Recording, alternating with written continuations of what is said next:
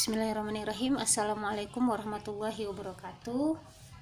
Nah, ini lanjutan dari video sebelumnya. Kita di sini akan membahas tentang teknik korelasi product moment. Oke, ini product moment ini adalah teknik korelasi yang sering digunakan dalam penelitian. Teknik korelasi ini juga dikembangkan oleh Carl Pearson. Karenanya sering dikenal dengan istilah teknik korelasi Pearson. Oke, ini penggunaannya untuk teknik penggunaan product moment ini digunakan jika kita yang pertama variabel yang kita korelasikan berbentuk gejala atau data yang bersifat kontinu. Kontinu itu adalah berkesinambungan. Yang kedua, sampel yang diteliti mempunyai sifat homogen atau tidaknya mendekati homogen. Yang ketiga, regresinya merupakan regresi linear. Nah, lambangnya di video sebelumnya sudah dijelaskan sedikit. Kalau lambang untuk product moment ini adalah R. R ini product moment. Kemudian nanti R ini diikuti dengan dua variabel setelahnya. Misalnya kita mau mencari hubungan antara variabel X dan Y, maka nanti tulisannya seperti ini, R, kemudian seperti indeks dia di bawahnya X, Y.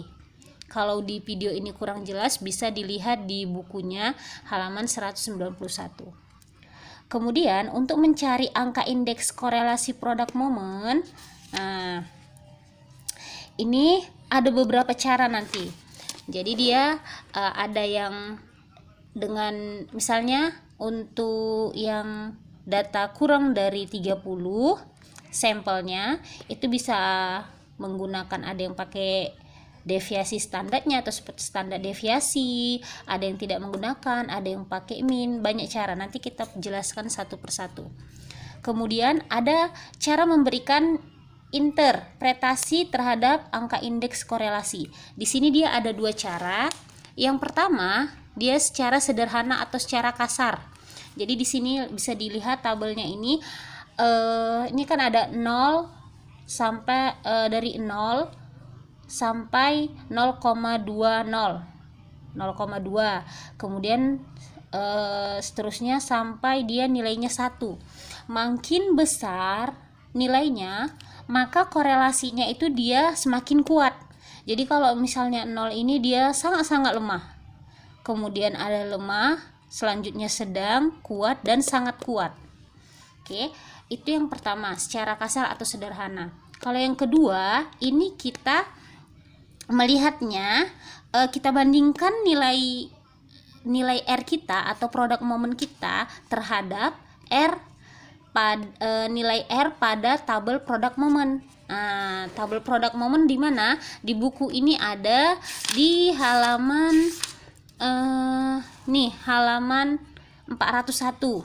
Nah, di sini ada tabel product moment. Oke. Lanjut kita. Di sini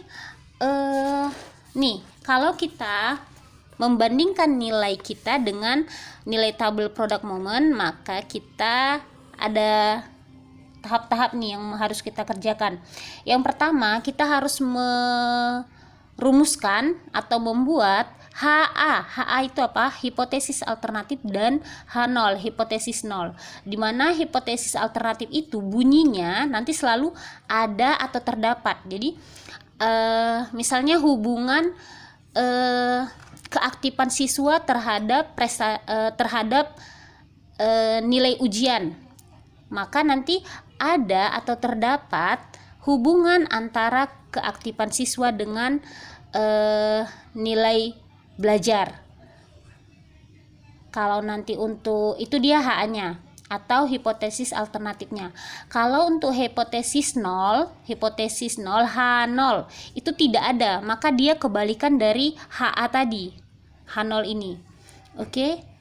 Ini tahap yang pertama, sudah kita ada H0 dan HA-nya, kemudian kita uji nilai kita.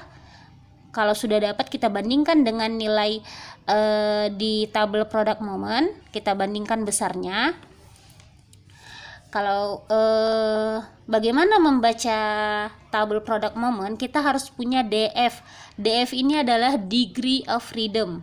Jadi ini adalah derajat kebebasan, sama dengan N dikurang NR. N ini adalah banyaknya sampel kita. NR ini adalah banyaknya variabel yang kita gunakan. Kalau seperti yang saya contohkan tadi kan ada X, ada Y, hanya 2. Maka NR-nya nanti 2. Oke. Kemudian kita masuk ke contoh yang pertama. Contoh yang pertama ini agar lebih mudah dipahami. Contoh yang pertama ini dia sampelnya itu kurang dari 30. Nah, dan kita menggunakan deviasi standarnya dulu untuk menghitung nilai R. Ini dia rumusnya. RXY sama dengan sigma XY. X di sini adalah deviasi dari X, Y adalah deviasi dari Y. Oke. Per N dikali SDX, standar deviasi X dikali standar deviasi Y. Makanya kita harus mencari standar deviasinya dulu, baru dapat mencari nilai product momentnya. Seperti diketahui, kalau kita mencari deviasi dari X dan Y, maka kita harus mencari siapa? Mencari minnya. Min dari si X dan min dari si Y. Kalau min dari si X, maka sigma X per N. Kalau min dari Y, maka sigma Y per N. Ini rumusnya rumus-rumus yang sudah kita lalui sebelumnya. Ini juga udah sama. Oke, inilah dia rumus akhirnya. Kita mulai ke perhitungannya.